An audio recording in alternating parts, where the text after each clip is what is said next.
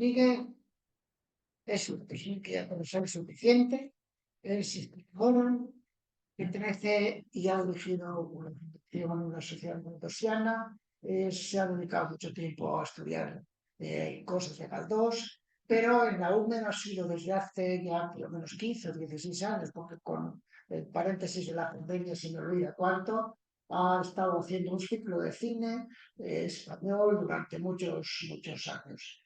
Con la pandemia tuvimos que romper el ritmo, nos dio una conferencia también sobre cine y para no perder su presencia del todo, que además nos gusta verla y a ella le gusta estar también con nosotros, pues en este caso tenemos una conferencia que tenéis el título ahí y si no lo tenéis, pues en el programa está y os lo recuerdo para que no penséis que va a hablar de otra cosa.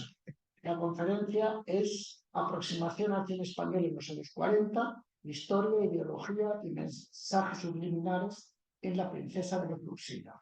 Ahora nos enteraremos mejor quién era la princesa de Lusinos y cuáles son esos mensajes que nos quiere transmitir a través de María Ángeles. Gracias por estar, gracias por venir María Ángeles y sabéis que siempre recibimos con un aplauso.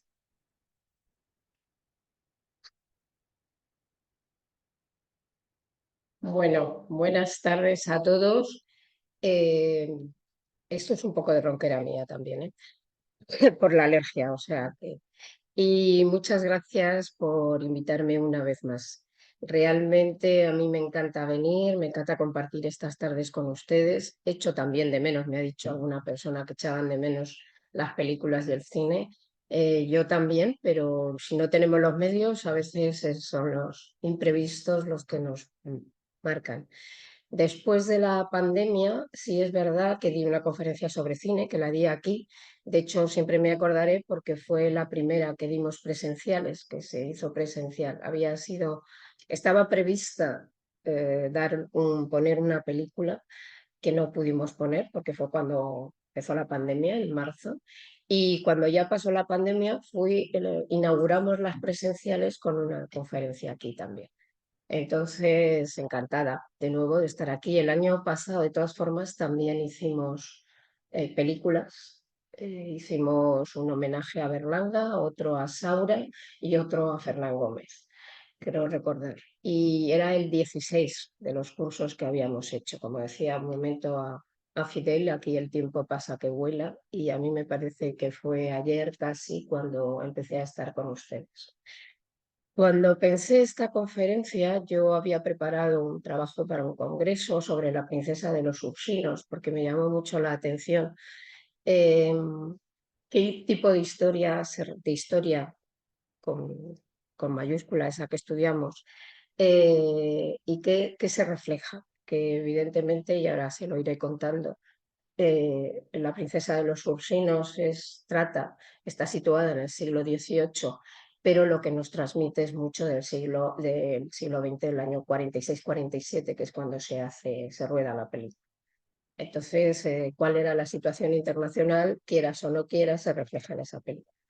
Y se me ocurrió que podía contarles esto, aunque no pudiéramos ver la película, pero también hablar un poco de ese cine de los años 40 que marca también nuestra historia y que aunque sean películas muy viejas y pasadas en muchos casos, siempre nos aportan mucho conocimiento sobre lo que ocurrió de alguna forma, ¿no?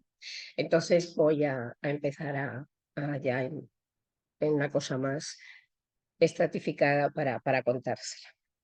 La década de los 40 del siglo XX fue una etapa, como todo el mundo sabe, sobre todo los que tenemos una edad ya, ¿no? Aunque no la hayamos vivido a lo mejor directamente, pero sí nos ha pillado cercana. Fue una etapa difícil en todo el mundo y particularmente en España, que tenía que reponerse de la recién finalizada guerra civil y a la vez asimilar los ecos y las múltiples consecuencias de la Segunda Guerra Mundial. En aquella oscura y compleja época, el cine supuso para los españoles algo más que una forma de entretenimiento, ya que a través de las pantallas el público, fueran cuales fueran sus preferencias, escapaba de la dureza de la cotidianidad. En aquel tiempo difícil, las carteleras españolas se llenaron de películas históricas, militaristas, dramas, folletines y comedias, la mayoría de ellas realizadas con escasos medios y bajo una férrea censura tanto política como religiosa. Estos viejos films realizados en nuestro país son un producto más de nuestra cultura, mejorable, por supuesto, pero que responden al momento en que son creados y que con sus carencias y con sus aciertos, y sobre todo a través de sus imágenes, nos permiten conocer algo más y recordar cómo fue aquel tiempo que tantos sufrieron y que intentaron y consiguieron sobrevivir.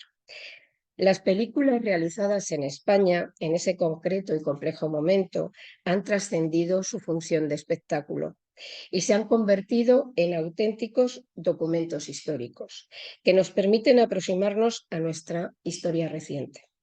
A continuación, voy a hacer una rápida contextualización del cine, su importancia y su trascendencia en múltiples campos durante la primera posguerra, así como un breve análisis de la princesa de la película La princesa de los Ursinos, que, como les decía, se realizó y se estrenó en 1947 y que creo que ejemplifica lo comentado con anterioridad, a la vez que permite observar cómo el pasado histórico sirvió de marco a la propaganda ideológica emanada desde el poder.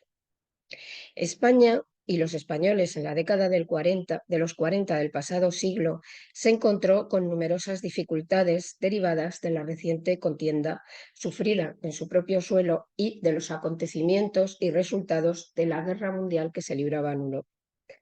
Estas dramáticas circunstancias históricas condicionaban la vida de la mayoría de la población, tanto en los aspectos individuales como en los colectivos. En su crónica sentimental de España, Vázquez Montalbán da una imagen del país y de sus habitantes que considero que resume con certeza y brevedad la realidad imperante a lo largo de los años 40.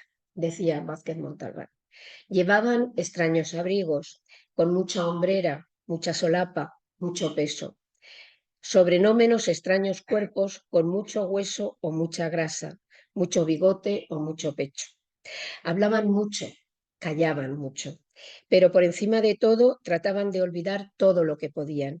Y el derecho a la supervivencia de sus razones para sobrevivir era la mejor terapéutica automática que podían aplicarse. Hablaban de la guerra, de lo que hicieron y no hicieron en la guerra. Hablaban de la presente y corriente Segunda Guerra Mundial, de lo que hacían y de lo que harían los vencedores en la guerra. Hablaban de Manolete, de Pepe Luis Vázquez, de Amparo Ribelles, de Lina Yegrós, de Indalecio Prieto, de Roosevelt, de Rommel, de la Pasionaria. Hablaban del hermano que tenían en Francia, en México o muy bien empleado en el Banco de España. Cantaban canciones de lenta y larga moda. Ahí acaba la cita de Vázquez Montalbán. Y yo creo que a esta visión cotidiana del autor se podría añadir que los españoles de la primera posguerra también iban mucho al cine. Ese espacio más caliente y cálido que los inhóspitos domicilios, pero sobre todo iban porque las salas cinematográficas eran el lugar donde podían soñar, algunas veces reír o tal vez llorar. Las pantallas permitían vivir en mundos totalmente alejados de la realidad, esa dura realidad diaria, y podían en ocasiones evadirse del sufrimiento, del hambre, de las múltiples carencias físicas y anímicas. Y es posible que por pequeños ratos la oscuridad de las salas del cine se llevara el miedo y el sufrimiento cotidiano.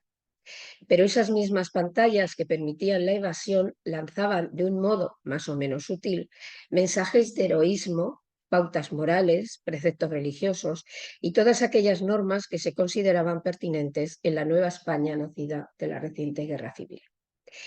Y durante la contienda,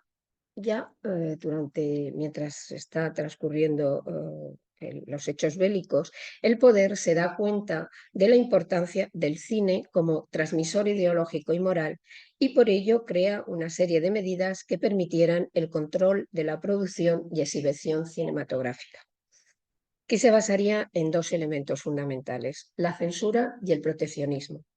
La censura, nacida durante la guerra, se impondrá en todo el territorio nacional en la década de los 40. Al principio, esta era absolutamente arbitraria, ya que en los primeros años de su funcionamiento no se había estipulado ninguna normativa para seguirla.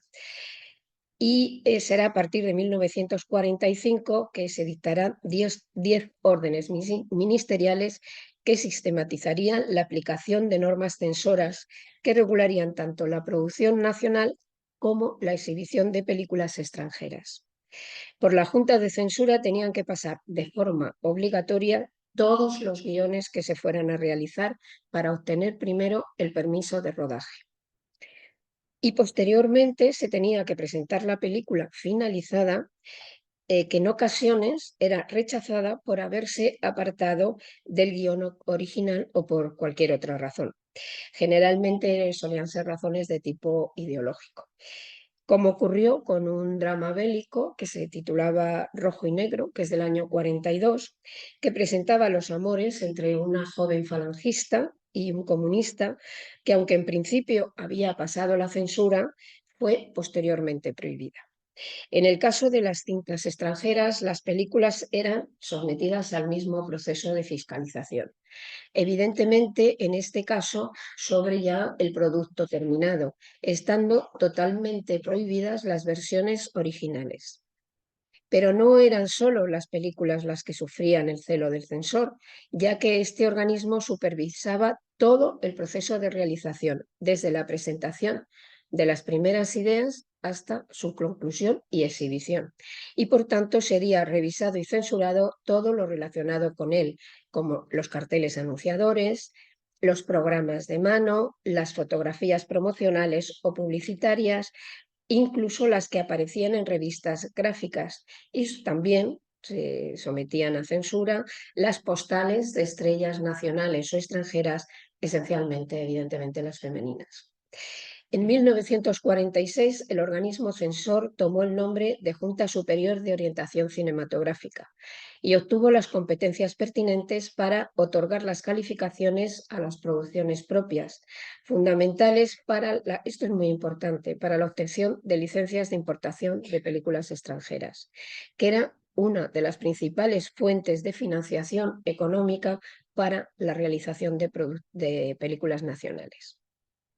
El proteccionismo cinematográfico se basa fundamentalmente en la obligatoriedad del doblaje, que se fue instituido por una ley del año 41, que tendría dos consecuencias fundamentales: el control ideológico y moral y la institucionalización del castellano obligatorio en todo el territorio nacional, ya que por medio del doblaje se podía variar, de hecho se sigue haciendo en algunos casos, el sentido de escenas o frases que no se consideraban adecuadas. Y a la vez se radicaba el uso de cualquier lengua, fuera esta extranjera o vernácula. Esta ley llevó a que se crearan medidas compensatorias para la cinematografía nacional, como las licencias de importación de películas extranjeras que se concedían en función de la calificación obtenida por las producciones nacionales. Es decir, que cuando se presentaba una película era muy importante tener una primera A o una de calificación especial, porque eso daba derecho a más licencias y esas licencias permitían importar más películas, sobre todo del cine, evidentemente, norteamericano. Había tres categorías diferentes que daban derecho a un número de licencias que variaba de 5 a ninguna. Yo de 5 no he encontrado, tampoco he trabajado algo con los expedientes de censura, y de 5 no, de 3 sí. De 3 he encontrado varias que he trabajado en el expediente de censura y me he encontrado las 3 licencias de exportación y los títulos que los productores pedían que se trajeran, que también pasaban por censura, claro. Y también se crearía una categoría especial denominada de interés nacional, que se otorgaba a aquellas películas, y cito, que muestren los principios morales y valores raciales exaltados por el régimen, y que suponían que las cintas que obtuvieran esta distinción tendrían prioridad de contratación y obligatoriedad de proyección, cosa que también era muy importante. El clavo, que es de 1944, que fue uno de los grandes éxitos de esos años, de los 40, obtuvo 15 licencias, las mismas que había obtenido El Escándalo, que también las dos son obras de Alarcón, pasadas al cine, un año antes.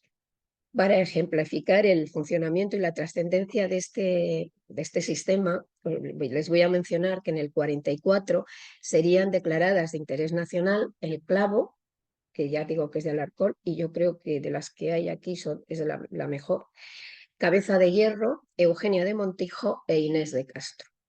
Aunque no tendría esta clasificación una interesantísima película de Edgar Neville, La Torre de los Siete Jorobados, un film peculiar y original que se desenmarcaba totalmente del cine oficial del momento.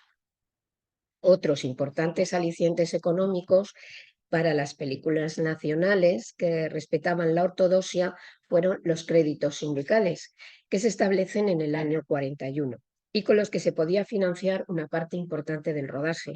Y también los premios nacionales que eran concedidos a aquellas películas que presentaran méritos políticos o morales acordes con el pensamiento dominante y que eran concedidos por el Sindicato Nacional del Espectáculo, con un importante aporte económico. En la primera edición de estos premios destacó en la obtención de los mismos la película Raza. Supongo que a todos ustedes les suena y la conocen. No es necesario explicar en qué medida afectaron a la creación cinematográfica todas estas imposiciones estatales, que no solo significaban un férreo control ideológico, sino que también suponían la creación de películas de menor calidad realizadas con el único fin de la obtención de ayudas económicas en detrimento de títulos de mayor interés tanto fílmico como artístico. Para comprender mejor la trascendencia de la calificación obtenida por una película para su posterior desarrollo comercial, mencionaré que Vida en sombras, que es del 48, de Llorén Llovez Gracia, considerada en la actualidad como una película insólita en el panorama cinematográfico de finales de la década, fue clasificada en la temida tercera categoría, lo que suponía que no obtendría licencias de importación y que no podría estrenarse en salas de estreno, por lo que este sugestivo film no se exhibió en los cines hasta 1953, es decir, 5 años después, y lo hizo en locales de sesión continua. El fracaso de esto supuso que su director, que ya digo que está considerado como que hubiera sido un buen director, la película está muy bien considerada, este hombre se alejó definitivamente de la creación y del trabajo cinematográfico, lo abandonó. Un hecho determinante para el control de las noticias y para el cine nacional fue la creación de Nodo. Creo que todos los que estamos aquí recordamos el Nodo. No hay que decir mucho. En diciembre del 42, el BOE publicaría una resolución en la que se comunicaba su creación del noticiario documental producido por el Estado, que centralizaría la información nacional e internacional y que se proyectaría con carácter obligatorio en todas las sesiones de los cines de España y de sus posesiones. El primer número de Nodo se programaría el 4 de enero del 43 y sus mediatizadas imágenes pervivirían en las pantallas durante largos años, ofreciendo una imagen, sí, casi siempre manipulada, de España y de sus habitantes, así como también de las noticias internacionales. En 1980, Nodo se extinguiría como organismo autónomo, aunque ya en el 75 se había suprimido la obligatoriedad de su reproducción en los cines. En relación con el universo cinematográfico en la primera posguerra, hay que mencionar que a finales de la década se produce otro hecho de gran importancia, ya que en 1947 se crea el Instituto de Investigaciones y Experiencias Cinematográficas, del que en los años posteriores saldrían algunos de los profesionales más considerados de nuestra cinematografía. A pesar de las dificultades derivadas de la guerra civil, durante la década de los 40 se realizaron más de 400 películas. Hay diferencias según los historiadores del cine que lo digan, pero desde luego fueron más de 400. que trataron todos los géneros cinematográficos. Aunque hay que señalar la importancia de las adaptaciones literarias, que fueron numerosas, puesto que del número total de las películas producidas, 130 fueron adaptaciones literarias. La mayor parte de novelas con 63 títulos convertidos en películas. También hubo obras de teatro, un ballet, zarzuelas, por supuesto, etc. Y hay que mencionar, como ya les decía, que dos de los grandes éxitos de la época están basados en novelas decimonónicas, que son dos relatos de Alarcón, como les he dicho, que fueron el origen de El escándalo y del clavo. Se hacen una continuación de la otra. Y a las que en 1946 se suma una nueva obra de este autor, traspasada al celuloide, que es La pródiga. Todos estos títulos obtuvieron el favor del público, convirtiéndose El clavo no solo en una de las películas más caras del cine español del momento, sino también en una de las más taquilleras de la posguerra. Pero no fue Alarcón el autor cuya obra fue la más adaptada en el cine de esos años, puesto que sería ocupado por Wenceslao Fernández Flores, ya que a lo largo de la década se llevarían al cine 7 de sus novelas. Hay que señalar que junto a los grandes escritores y a obras clásicas de nuestra literatura, también se llevaron al cine obras de autores menores e incluso novelas románticas como las de Luisa María Linares, que vio 6 de sus novelas convertidas en film. Yo recuerdo que cuando empecé con lo del cine, empecé en los años 40 y puse una película de esta señora, creo que era Un marido a precio fijo y tal, que era una comedia romántica divertida, pero que también, a pesar de eso, traslucía la época perfectamente. Como ya les he dicho, el cine de este tiempo trató todo tipo de géneros. Comedias de diversos tipos, españoladas, folletines, melodramas, espectáculos musicales, películas religiosas y, por supuesto, cine bélico y de exaltación de la cruzada franquista. Hay que señalar que en la década se producirían los primeros títulos de películas policíacas, que alcanzarían un mayor desarrollo posteriormente. Y que les puedo decir que a los censores no les gustaba nada, porque el año pasado trabajé precisamente sobre los guiones y los papeles de censura de una película policíaca, y una de las personas que tiene que valorarla una vez ya realizada la película, porque no solamente era el proceso de censura, es que después en cada ciudad que se estrenaban, en las autoridades de esa ciudad mandaban no solo la repercusión que había tenido en el público, sino lo que les parecía, ¿no? Entonces, en una de estas decía que, bueno, que realmente era una cosa que gustaba mucho en el extranjero. Tenemos que tener en cuenta que la influencia del cine negro americano está en pleno desarrollo y llega también, claro. Y que, bueno, que menos mal que aquí eso no iba a tener mucho éxito porque no les gustaba demasiado. Hay un género del que se realizaron un número importante de películas, que sería el cine histórico o pseudohistórico, siendo uno de los mayores éxitos de esos años Locura de amor, que es del 48. En la mayoría de las cintas inscritas en este género cinematográfico encontramos que, a pesar de su localización en hechos históricos más o menos trascendentales del pasado, se hablaba de la realidad del momento presente y que en su conjunto servían de correa transmisora y divulgadora de los valores políticos, sociales y morales imperantes, a la vez que permitían la justificación de la situación surgida tras la Guerra Civil. A continuación voy a hablar un poquito de esa película, que es una película que se rueda entre, como ya les he dicho, entre el 46 y el 47, con una gran cantidad de medios a su disposición y con un coste muy elevado, y de cómo a través de ella es más fácil acercarnos a la realidad de esos años que al comienzo del siglo XVIII, momento en el que realmente se sitúa la acción. En muchas ocasiones el cine español en los años 40 situaba la acción en ambientes elegantes y sofisticados que se encontraban a años luz de la cotidianidad de la mayoría de los españoles, cuya vida discurría entre todo tipo de carencias que iban de lo más corriente a lo más especial, ¿no?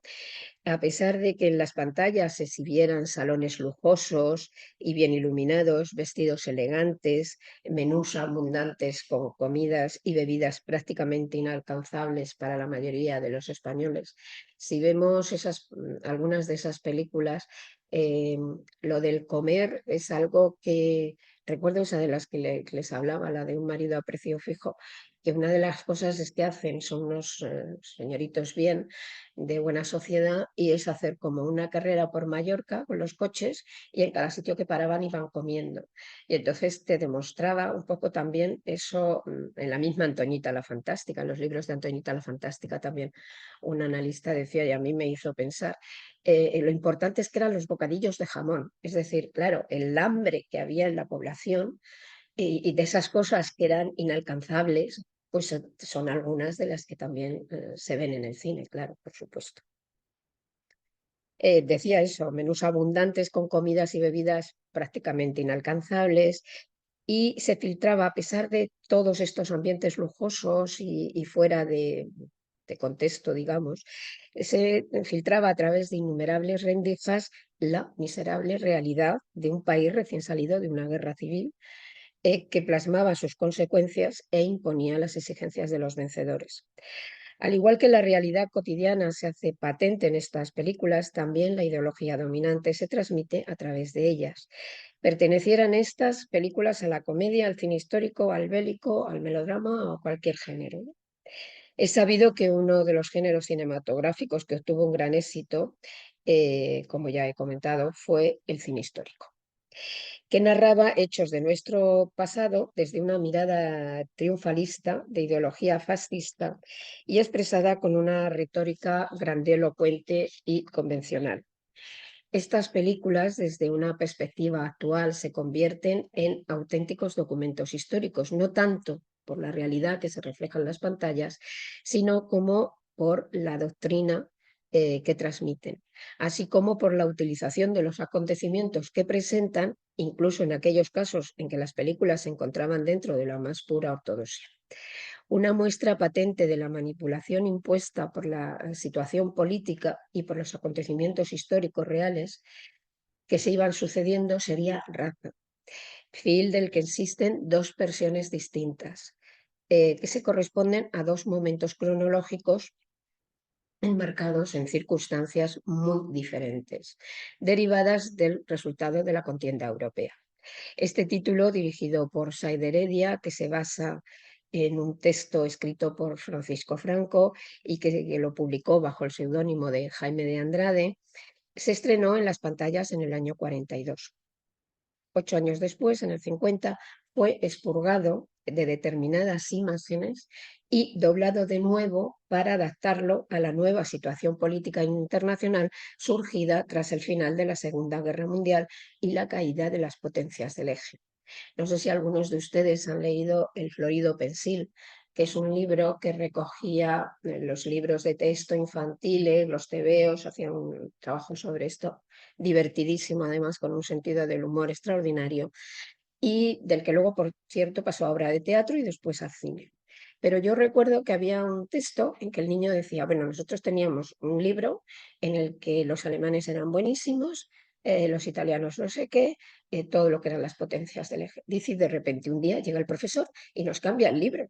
Y ya los alemanes no eran buenos, los otros tampoco, no sé qué. Y tiene una cosa, me hubiera encantado traer el texto, porque es una preciosidad. Te das perfectamente cuenta de cuál es la situación internacional y cómo esa situación, precisamente en esos años, cambia.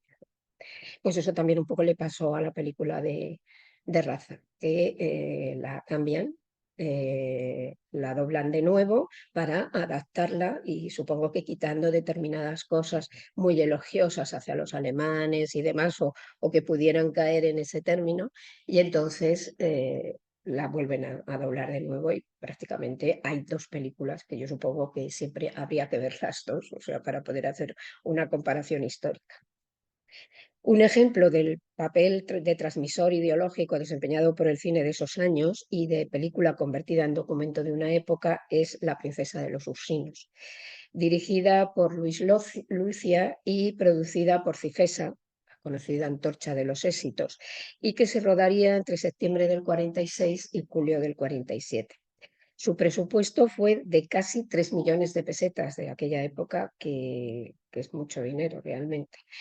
Y el estreno tiene lugar en el Cine Rialto de Madrid el 7 de noviembre de ese año, del 47, y se mantuvo en cartel durante 23 días.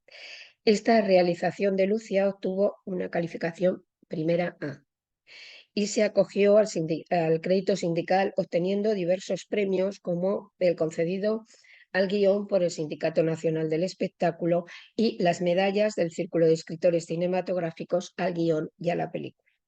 Es muy interesante la figura del guionista, eh, que le dieron este premio y que después realizó un montón de películas. Este film, como les he comentado ya, sitúa la acción a principios del siglo XVIII, cuando se produce la llegada al trono español de Felipe V, nieto del monarca francés Luis XIV. Y por tanto se hablará en él de la presencia e influencia francesa en la corte española, que daría lugar al enfrentamiento con Austria y a la guerra de sucesión. El argumento de Carlos Blanco, basado en una novela de Alfonso Dávila, es un magnífico pretexto para, a través de una versión tendenciosa de los hechos del pasado, transmitir determinados mensajes que se corresponderían con el momento presente del año 46-47, cuando se realiza la película. La trama de esta superproducción es la presencia en España de una idealizada y bella princesa de los Ursinos. En la historia real, aquí es una mujer joven, que lo interpreta Ana Mariscal, pero en la realidad era una mujer ya de una cierta edad, como unos 60 años, con lo cual ya tenemos la primera diferencia, digamos, histórica.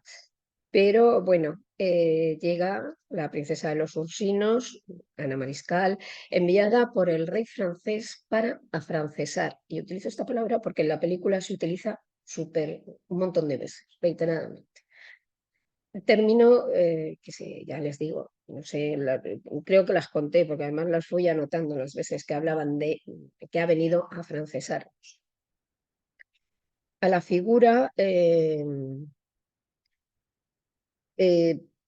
porque este término lo que venía a querer decir es que venían a francesar el reino español y convertirlo en un peón de la monarquía francesa. A la figura y a los intereses foráneos y espurios de Anne-Marie de la Tremoille se opondrá el cardenal Portocarrero, que encarna los valores tradicionales españoles. Aunque totalmente falsa, no puede faltar la historia de amor, y entre la enviada francesa y un sobrino del cardenal, joven, aparentemente despreocupado, que devendrá en figura valiente y audaz, y que, a pesar de haber sido enviado para espiar a la princesa, se enamorará de ella siendo correspondido. Aunque los guionistas le van a dar al valiente enamorado un final mucho más heroico y acorde, muere, claro. Bueno, he hecho un spoiler, pues la querían ver, no debería. Y acorde con los tiempos en los que la película se hace. El film se sitúa en el 18 y lo que tiene sobre todo es una gran carga de autoafirmación nacional frente al rechazo exterior.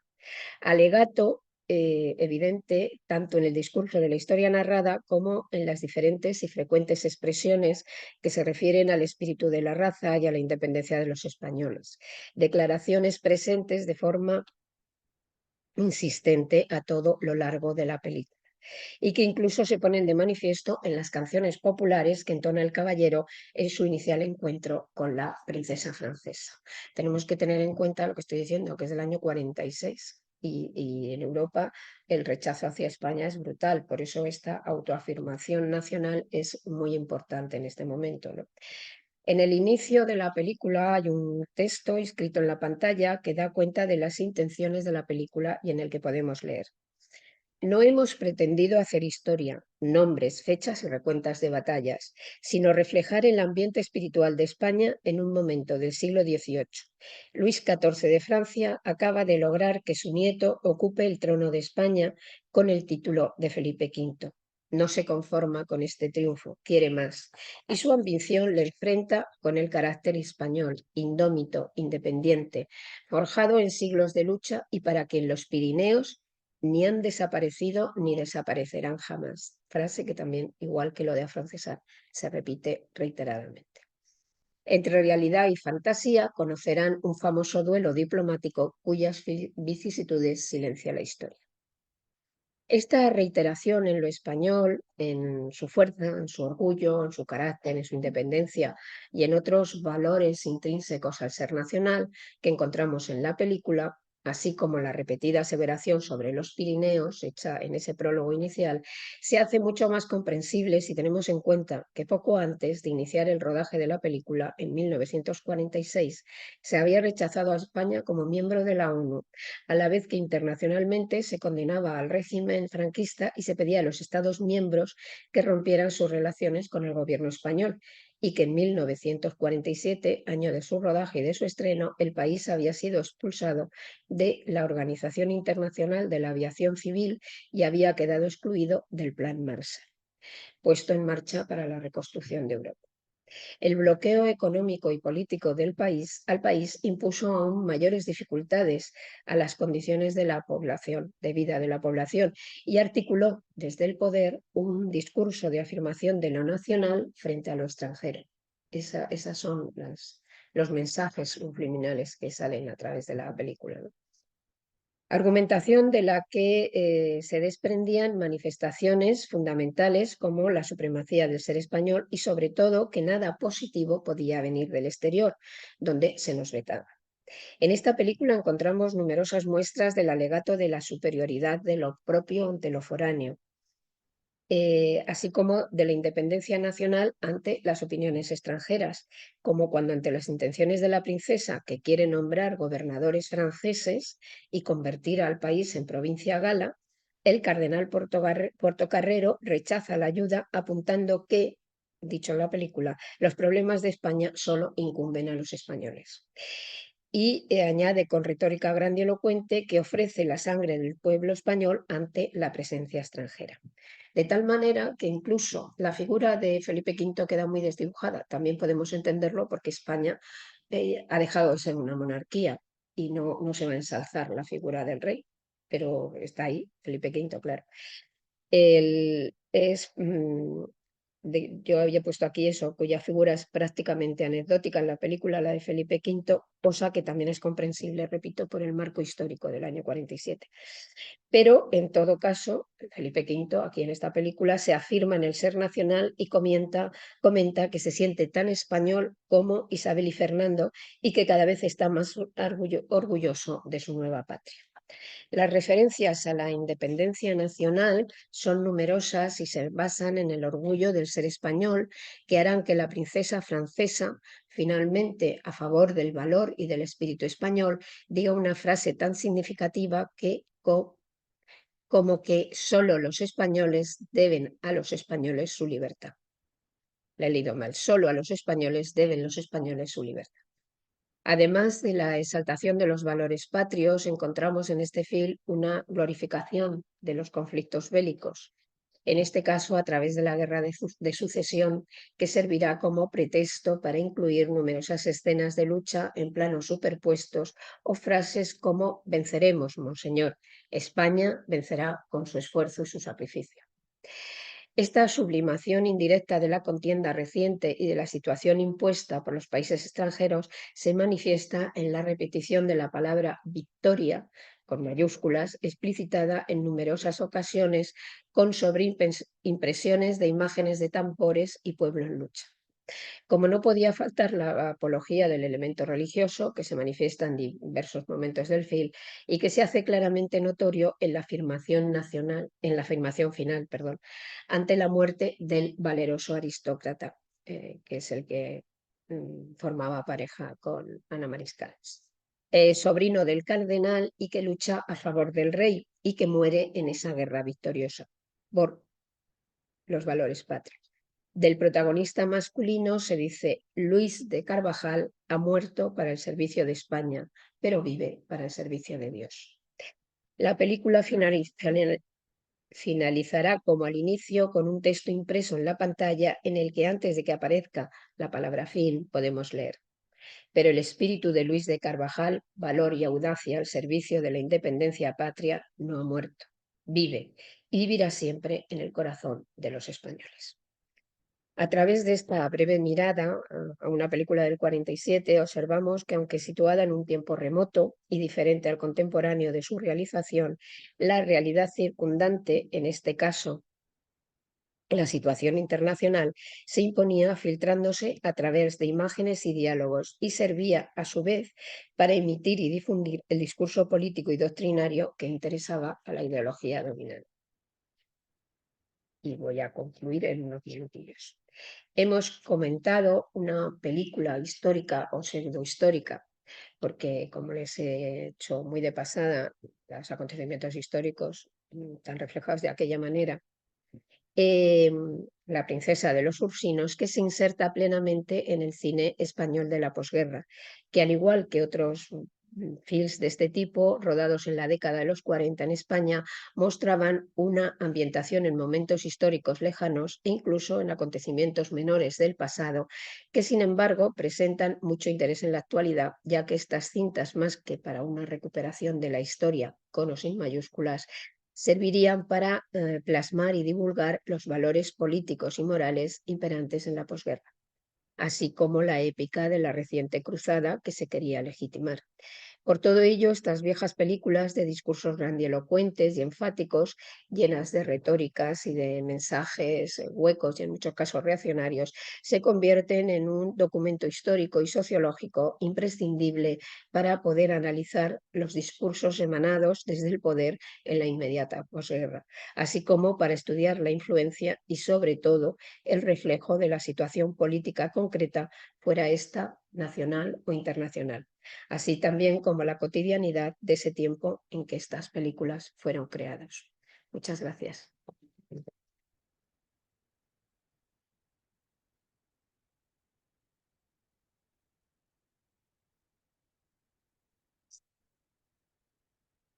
Pues muchísimas gracias, María Ángeles.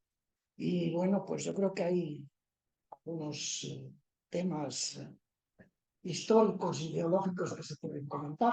Abrimos un turno de preguntas o de comentarios que tengáis a bien hacer. Como no tenemos película, es más fácil.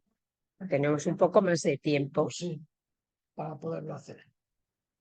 Y las películas que se hacían para los niños, yo me acuerdo de Jeromí, El pequeño ruiseñor, esas eran películas dedicadas para los niños. Sí, vamos a ver, usted está... Me acuerdo mucho, pero Jeromín sí, además fue una película muy importante en ese momento. El pequeño ruiseñor, creo recordar que es un poquito posterior, es ya más de los 50 y algo, y Jeromín es un poquito anterior. Pero vamos a ver, usted puede ver la película, vamos, todos podemos ver la película sin más.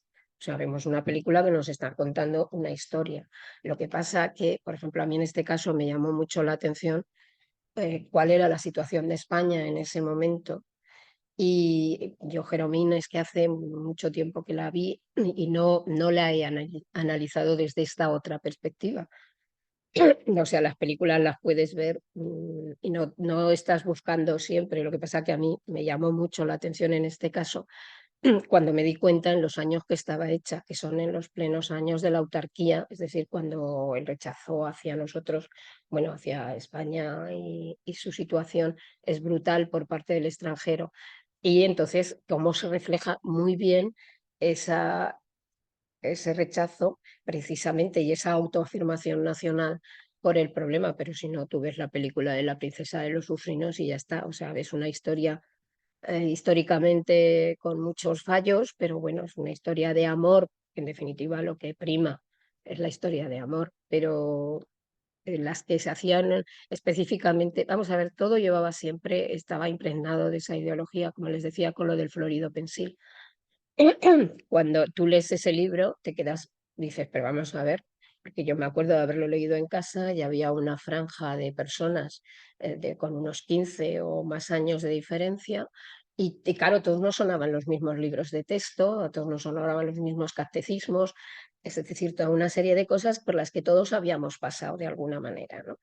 Y me acuerdo que mi sobrino entonces era muy pequeño y todos muertos de risa con los comentarios del Pensivo. Y el niño nos miraba como diciendo, estos adultos, como dice Asterix, están todos locos, ¿no? Entonces, en cuanto a cómo se transmitía, no lo he estudiado. Sí estudié un poco, que estaría en eso, en los películas, los tebeos de niñas. Los tebeos de niñas, la ideología que subyace en esos, bueno, y en los de niños también, porque Roberto Alcázar y Pedrín ya me contarán. O sea, quiero decir que es que no lo sé si es tan patente, porque no lo he estudiado. Tendría que ver la película con una diferente mirada, ¿no? De cómo la pude ver. Yo recuerdo que Jeromín me gustó mucho cuando la vi. Y entonces me pareció una película monísima, pero claro, no es de las que haya. La he visto alguna vez porque de esto tuvieron una época en televisión española que sí que pusieron películas muy interesantes de toda esta época. Y luego hay veces que descubres joyas auténticas.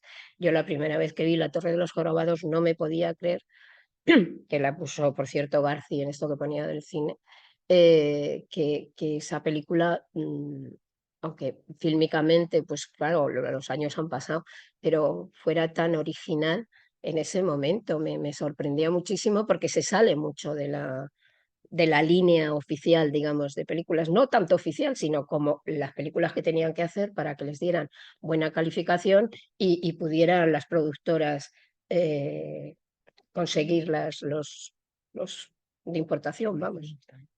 Entonces, depende también, pienso, de los ojos con los que lo veamos, o sea, pero yo los TVO sí que los he trabajado un poquito y realmente la carga ideológica que tienen son alucinantes.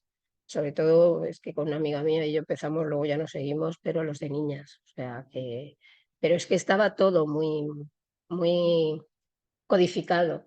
Es decir, a mí me llama la atención que no solamente son las películas, sino que son los carteles, son las fotos, las que veíamos aquellas en las entradas de los cines, las fotos fijas que llaman, o sea, todo eso pasaba censura, todo.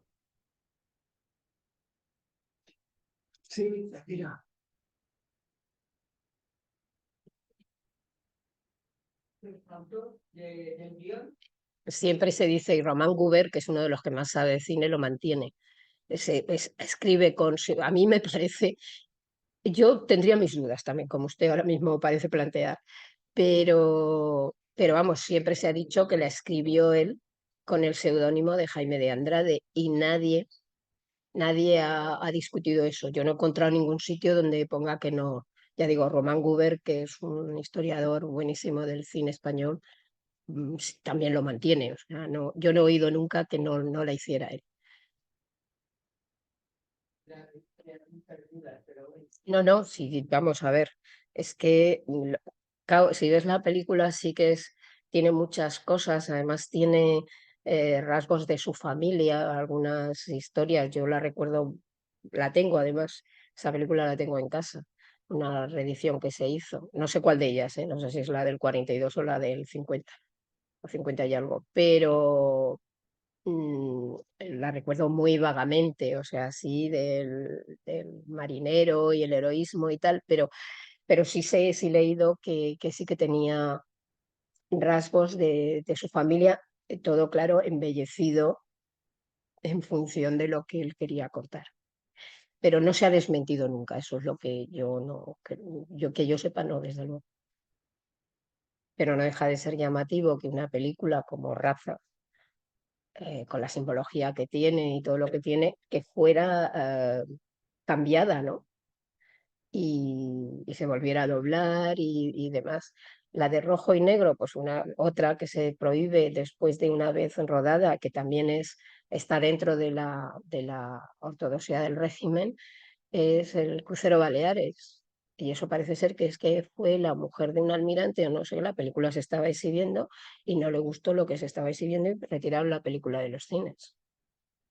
Y la de rojo y negro también ha estado, yo también la tengo en casa, vamos, si la ves y tampoco es para nada.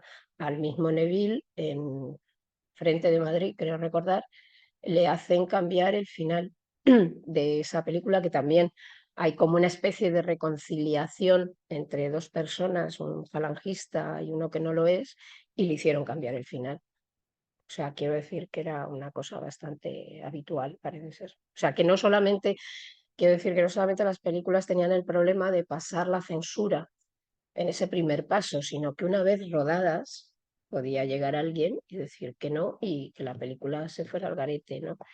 Y luego ya el caso de Llovez y Gracia es porque la película está bastante bien, es una película, digamos que moderna para la época, y esa película pues estuvo 5 años o 6 sin poderse estrenar, que es que era otra de las cosas que solía pasar, ¿no?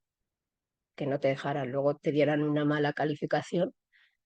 Pues cuando tú además al principio lo ves en las películas, esta película ha tenido el premio del Sindicato Nacional del Espectáculo, o está de categoría primera, pues tú no le das más importancia, pero luego te das cuenta que esa calificación sí que tenía una importancia a la hora del desarrollo de la película.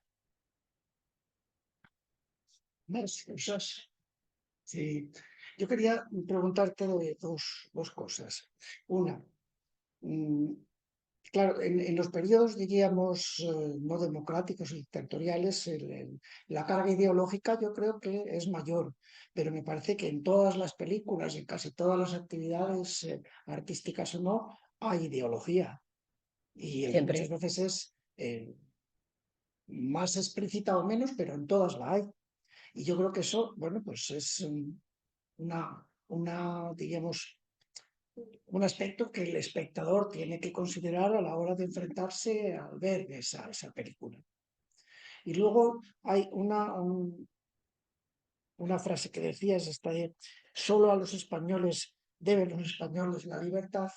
Me parece que hay incluso en la actualidad personas que lo afirman y creen que esto puede ser verdad. Y a mí me parece que, bueno, estamos en unas alturas en las que es muy difícil el pensar esto. Por supuesto, pero además es que si esa frase, bueno, no recuerdo ahora mismo en qué escena, me vi la película cuando preparé esto 2 o 3 veces, la había visto ya, pero me la volví a ver. Y para eso, para notar eso, lo de los Pirineos y cosas de estas que cuando la estás viendo dices, pero bueno, pero sobre todo cuando además Portocarrero está diciendo, yo ofrezco la sangre de todos los españoles, perdóneme usted, o sea, usted está ofreciendo mi sangre. Primero pregúnteme, o sea, a eso me refiero en ese sentido de ese triunfalismo que iba en esta, implícito en estas, como lo de Felipe V. No, no, yo como Isabel y Fernando. Esas son frases que quiero decir que son como muy de la época, o sea, que cualquiera que más cerca, vuelvo a repetir, más cerca o más lejos hayas vivido esa época o la conozcas un poco, están presentes ahí en todo lo que hay. Pero a mí no me extraña, esa frase está en función, desde mi punto de vista, en función de ese bloqueo que nos están haciendo exterior. Entonces, nosotros estamos por encima. Bueno, que eso también tiene su parte positiva, no estoy diciendo que todo sea negativo, pero de que nosotros vamos a hacer frente a esto, claro, con el sacrificio de la mayoría de la población, porque aquí los que peor lo pasaron pues fue el común de los mortales, bueno, aquí y en todas partes. O sea, no vamos a descubrir nada nuevo. Incluso, incluso la propia frase, ¿no? Deben los españoles la libertad. ¿Qué libertad? ¿Para quién? ¿Quiénes la han otorgado? ¿Quiénes la conceden o la retiran? Pero bueno, insisto que a veces hay todavía reminiscencias de este tipo que parece que algunas personas de la esfera pública en este están dispuestos a decir esto y a creérselo, incluso no de los años 40, sino de un poquito después, incluso llegando hasta más cerca de nosotros. No, pero sí, la ideología está siempre presente, porque aquí hemos hablado de esta película, pero vamos, los americanos también en esos años, un poquito después, con la ley, te lo diré ahora, con McCarthy, la caza de brujas de McCarthy fue tan brutal. De hecho, McCarthy, yo he leído en prensa de la época, que McCarthy tenía un gran amor por Franco, que le gustaba mucho y le caía muy bien, o sea que, y claro, Franco también le admiraba muchísimo, ¿no? Pero vamos, esto en prensa diaria, o sea, en prensa de hemeroteca. que además me llamó la atención, pero la caza de brujas en Estados Unidos de McCarthy es brutal, es un poquito posterior a esto, pero no demasiado. Es decir, que no es que tengamos exclusiva de casi de nada, ni siquiera de esto. Y también y luego la censura es famoso, por decir algo, ¿no? El caso de Mogambo, que creo que ustedes lo conocerán, o sea, claro, o sea, para Mogambo, que para los hacen, o sea, es un adulterio. La historia es, vamos, hay un momento que hay un adulterio entre Garth Gable y Grace Kelly. Y entonces la censura, para tapar el adulterio, para que no haya ese adulterio, convierte a Grace Kelly y al que va con ella, que es su marido, en hermanos. Entonces dices, pues, ¿qué es peor, un adulterio o un incesto? Bueno, pues, estas cosas que pasaban en ese momento. Más cosas que habéis comentado. Sí, que claro, comentar y perdona, la de ahora mismo, pues claro, es muy, para nosotros queda muy atrás, ¿no? Pero es que yo ahora mismo, hace muy poco, vi la del maestro del mar y a continuación pusieron La lengua de las mariposas, las dos películas seguidas. ¡Qué maravilla! Esos maestros, bueno, no tiene que ver con las películas de ahora. Sí, no, pero O sea, todo lo que esa gente pasó, ¿eh? Madre mía de mi vida, los profesores. no, es que los maestros, Tenían que musiquita. Y luego como... muchas mujeres que habían acabado la carrera en esos años no tuvieron posibilidad de ejercer. Y mujeres yo conozco algún caso, pues una señora que estaba viuda y se tuvo, con su carrera de magisterio y tal, y se tuvo que poner a trabajar en una administración de lotería. Quiero decir, pero porque se les prohibió, pero ahí ya no, en este caso no había tanto ideología, no era porque fuera esos maestros maravillosos como el de La lengua de las mariposas o la otra no la he visto todavía. Sí, me han hablado de ella, pero esos maestros que son espectaculares, pero a gente del propio régimen y afín al régimen, las mujeres no las dejaron enseñar igual. O sea, la mujer no tenía acceso al mundo laboral, salvo que si estabas soltera, sí, pero en el momento que te casabas no podías trabajar. O sea, quiero decir, es que claro. Entramos en otro tema que sé que es porque el grado de inclusión del magisterio y en el uso de los títulos o no, y de la gente que sin tener título se hizo maestra con un curso de un maestro de 6 meses. Y de universidad. Etcétera. Si queréis, tenemos alguna cosa más relacionada con el tema de la conferencia, y si no, pues le damos de nuevo un aplauso a María Ángeles y esperamos volverla a ver con una película interesante.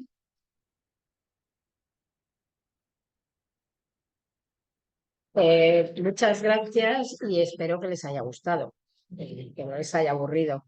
Ha habido ha habido veces que era mucho dato, pero es que era un poco para situar la época, sobre todo, fundamentalmente. Pues muchas gracias. A vosotros por la asistencia siempre. Todavía queda tiempo para el próximo siglo.